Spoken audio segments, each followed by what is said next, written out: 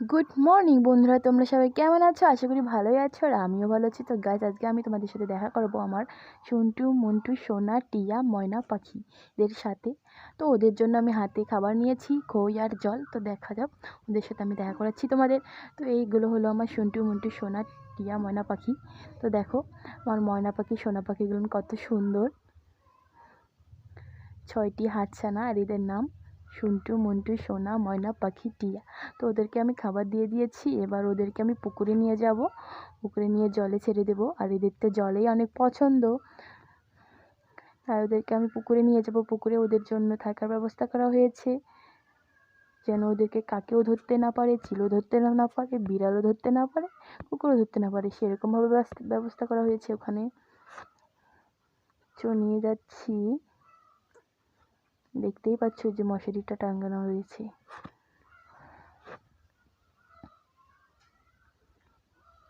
তো বন্ধুরা, মশারিটা টাঙানো হয়েছে যে এদেরকে যেন কোনো কিছু ধরতে না পারে, ধরে নিয়ে গেলে খেতে না পারে, তাই। আর এরা তো অনেক ছোট না, কুকুর বিড়াল যদি ধরে ওরা তো পালাতেও পারবে না, তাই এই মশারিটা টাঙানো হয়েছে। আর এই পুকুরটা হলো আমাদের। তো এবার আমি প্রথমে হাঁসছানাগুলো পাল্টেছি, জানি না কি হবে। তো এদেরকে ছেড়ে দিচ্ছি। আর হাঁসের ডিমের যে দাম, প্রচুর পরিমাণে দাম, ৭৪ টাকা হালা। তো বাড়িতে একটু হাঁস মুরগি পালন করলে বাড়ির জন্য একটু ভালো হয়,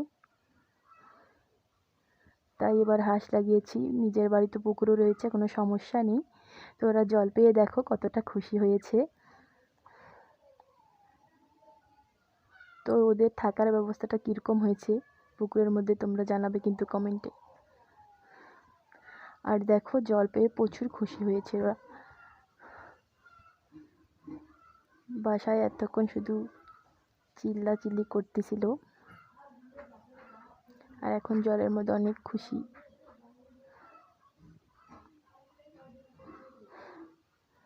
খেলা খেলতেছে। তো বন্ধুরা, আমার ভিডিও যদি ভালো লাগে তো নিশ্চয়ই ফলো করবেন পেজটিকে। আর সবাইকে অনেক ধন্যবাদ।